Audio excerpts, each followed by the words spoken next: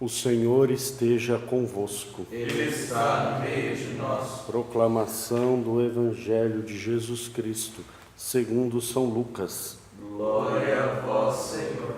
Naquele tempo, o anjo Gabriel foi enviado por Deus a uma cidade da Galiléia chamada Nazaré, a uma virgem prometida em casamento a um homem chamado José. Ele era descendente de Davi, e o nome da virgem era Maria.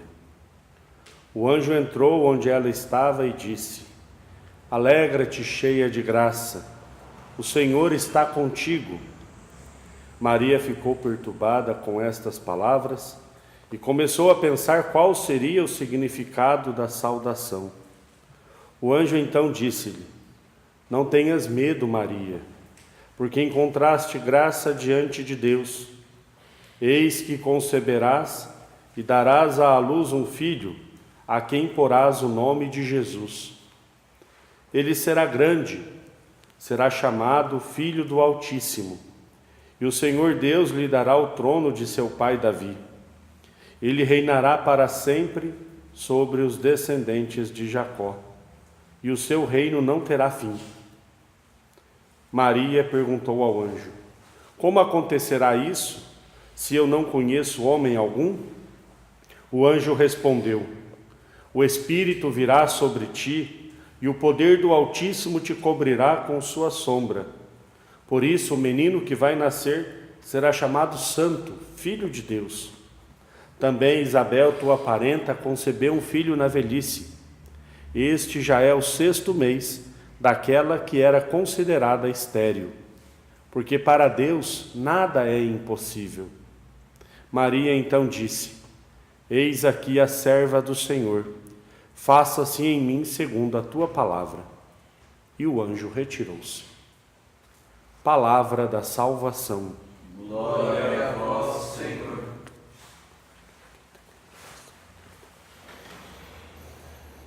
Ó Maria concebida sem pecado. Rogai por nós que recorremos a vós. Em nome do Pai, do Filho e do Espírito Santo. Amém.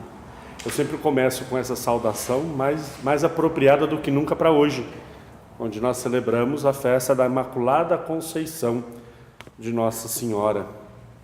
Maria foi concebida sem o pecado original. Essa solenidade de hoje, ela faz parte de um dos 4 dogmas a respeito de Maria. 4 verdades contidas na palavra, contidas na tradição, contidas na história da igreja, que a igreja afirma de forma categórica e definitiva. Um dogma é uma verdade afirmada pela igreja de forma categórica e definitiva. Tem vários dogmas, vários dogmas sobre Jesus, sobre o Pai, sobre a igreja e também sobre Nossa Senhora. Sobre Nossa Senhora são 4. Que Nossa Senhora foi concebida sem o pecado original, que Nossa Senhora é mãe de Deus, que Nossa Senhora subiu aos céus e que Nossa Senhora é virgem. São 4 grandes verdades acerca de Maria. Se nós analisarmos bem cada uma dessas verdades sobre Nossa Senhora, na raiz das verdades nós vamos encontrar Jesus. E essa é a beleza da igreja e de Maria. Na raiz das verdades sobre Nossa Senhora está sempre Jesus. Maria nunca viveu para si mesma. Maria foi alguém totalmente entregue à vontade de Deus. Então, Maria foi concebida sem pecado original. Essa é a mais difícil. Porque se nós pensarmos, por exemplo, Maria é mãe de Deus. Se Jesus Cristo é Deus, Maria é mãe de Jesus Cristo, Maria é mãe de Deus. Essa é fácil. A conta é 2 mais 2, bate fácil. Maria foi assunta ao céu. Essa também está relacionada com essa de hoje. Se ela não teve pecado, então ela foi de corpo e alma para o céu. Não viveu a corrupção do corpo, como nós vamos viver para ressuscitarmos no último dia. Mas essa também. Maria é virgem, claro que é. Se Jesus foi concebido pela ação do Espírito Santo, Maria é virgem. Mas Maria foi concebida sem pecado original. Dá a impressão de que o fato de Maria ter sido preservada do pecado original foi um presente do Pai.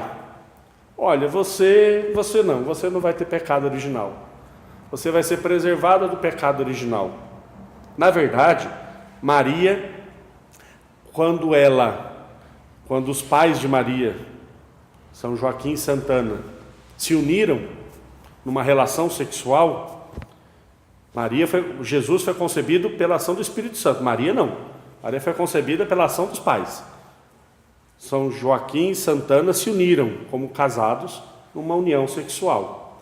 Quando houve a fecundação, no momento da fecundação, onde ali começa uma nova vida, no momento da fecundação, a graça de Deus entrou junto.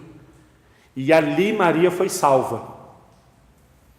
É interessante nós falarmos isso, mas a salvação de Cristo, por isso nós rezamos na oração da coleta, foi preservada em vista dos méritos de Cristo.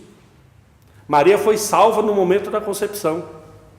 Por isso ali a graça de Deus já agiu nela e ela foi concebida sem a mancha do pecado original, em vista de Cristo, em vista de ser a mãe do Salvador. Quando nós lemos esse relato bonito do anúncio do arcanjo Gabriel à Virgem Maria, nós vemos que ele tinha um endereço para onde ele deveria ir. Se fosse hoje, talvez a pessoa tivesse o nome da rua, o número da casa e o CEP. Não erra.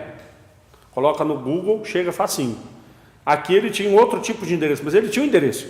Ele foi enviado por Deus a uma cidade da Galileia.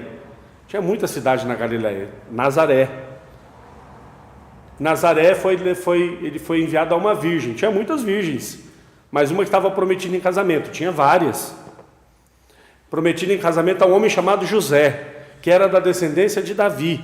E o nome da virgem era Maria. Ele foi com o endereço certo. Maria foi escolhida desde toda a eternidade para ser a mãe do Salvador. Aí os teólogos já vão começar a entrar em parafuso. Tá bom, mas ela não tinha liberdade então? Tinha. Ela foi consultada. Não foi imposto a ela. Ela foi consultada. Assim como nós vimos na primeira leitura. A liberdade do homem em cometer o pecado. O ser humano. O homem comeu da fruta, a mulher, e aí Deus pergunta: você comeu da fruta? Ah, foi a mulher que o Senhor me deu. A mulher que o Senhor me deu, que me deu a fruta para eu comer. Aí Deus foi perguntar para a mulher: você comeu da fruta? O que você fez? Ah, foi a serpente que o Senhor criou. No final das contas, eles estavam colocando a culpa em Deus. Olha, a culpa é sua. Mas eles tinham a liberdade e usaram mal da liberdade. Fizeram um mau uso da liberdade que eles tinham. Maria também tinha liberdade para fazer a escolha dela. Mas ela faz uma escolha contrária. Da desobediência dos primeiros pais é sanada pela obediência de Maria. E tem uma carta de São Paulo que ele diz isso: pela desobediência todos foram contaminados pelo pecado. Adão chamou sua mulher de Eva porque ela é a mãe de todos os viventes. Esse pecado, essa desobediência dela entrou em uma raiz e foi, até hoje, toda pessoa que nasce no pecado original, na mancha. Por isso que alguns dizem assim: ah, mas tem que batizar a criança pequena, mas a criança não tem pecado. Tem que esperar crescer para saber se ela mesma quer ser batizada, e vai batizar uma criança pequena do que se o batismo é o perdão dos pecados. Uma criança pequena não tem pecado. Ele tem o pior de todos os pecados, que é a mancha original, a mancha do pecado original, que o batismo lava.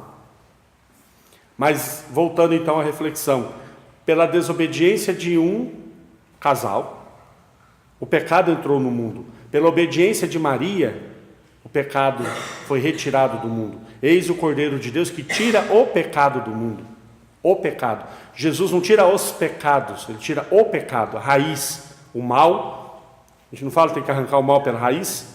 Jesus arranca o pecado pela raiz. Mas nesse diálogo de Maria com o anjo, eu lendo agora, eu percebi uma coisa que eu não tinha percebido ainda, que eu achei interessante. Quando Maria começa a dialogar com o anjo dizendo, bom, primeiro que um anjo entra onde Maria estava, saúda Maria, alegra-te, cheia de graça, o Senhor está contigo. Um anjo entrou na sala, sabe Deus onde ela estava, e faz uma saudação para ela. A única coisa que impressionou Maria foi a saudação. Ter um anjo passando por aqui é coisa normal, coisa cotidiana, bobagem. Um anjo veio de novo. Será que Maria tinha costume de receber visita de anjos? Imagina se um anjo desse agora aqui para falar alguma coisa para a gente. Vocês vão ter que me acordar com álcool no nariz, porque eu vou desmaiar na hora. O fenômeno de um anjo entrar na sala não é o que assustou Maria. O que deixou ela perturbada, o que deixou ela confusa foi a saudação. Nossa, como assim cheia de graça? Como assim o Senhor está comigo? E continua a conversa. Olha, você vai ser a mãe do Salvador, você vai ser, o seu filho vai reinar sobre a descendência de Davi, sobre a descendência de Jacó, no reino não terá fim, você vai ser a mãe de um rei, do Filho de Deus. Bom, como é que isso pode acontecer? Como é que Deus pode ter um filho? Não é? Como é que isso vai acontecer? Para quê? Como isso vai acontecer? Ele vai vencer o exército que nos invade? O que vai acontecer? E olha que interessante, Maria nunca colocou dúvida na parte de Deus. Maria nunca colocou dúvida, mas Deus pode fazer isso? O Senhor pode? Ontem o evangelho era isso, Jesus perguntava para os 2 cegos, vocês acreditam que eu posso fazer isso?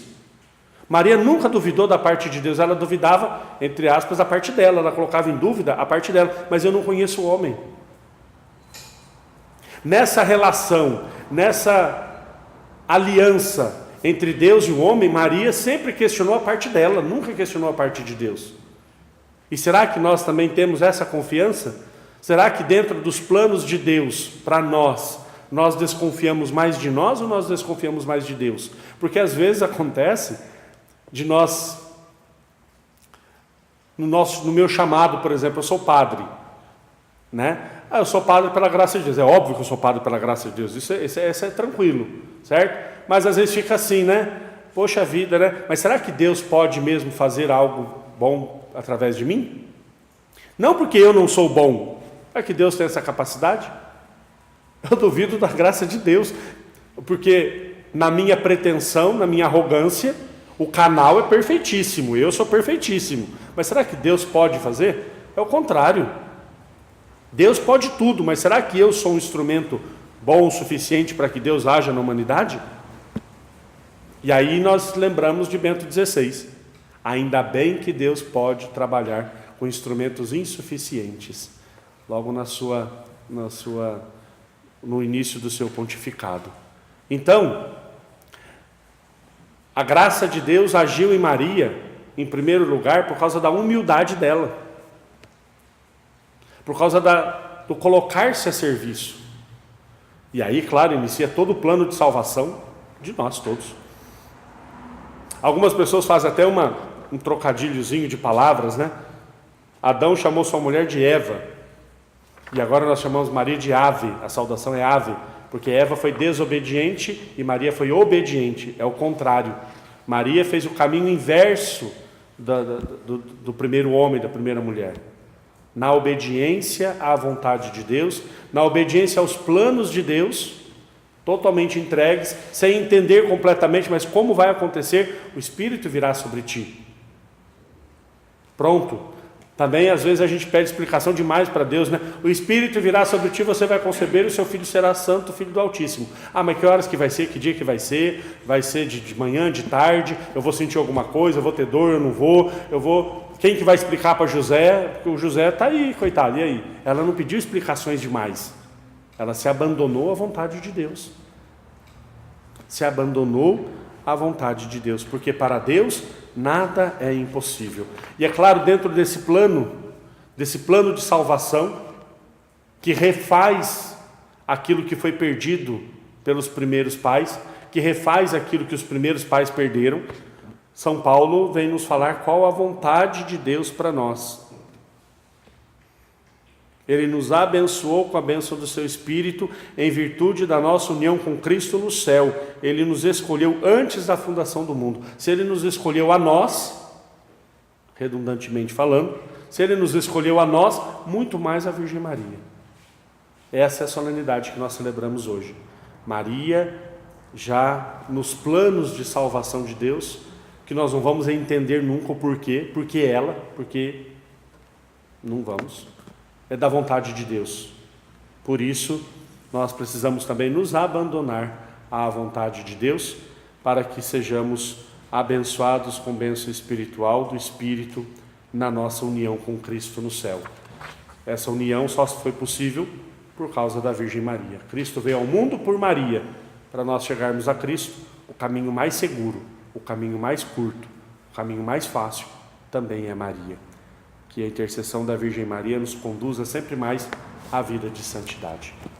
Louvado seja nosso Senhor Jesus Cristo. Para sempre seja louvado.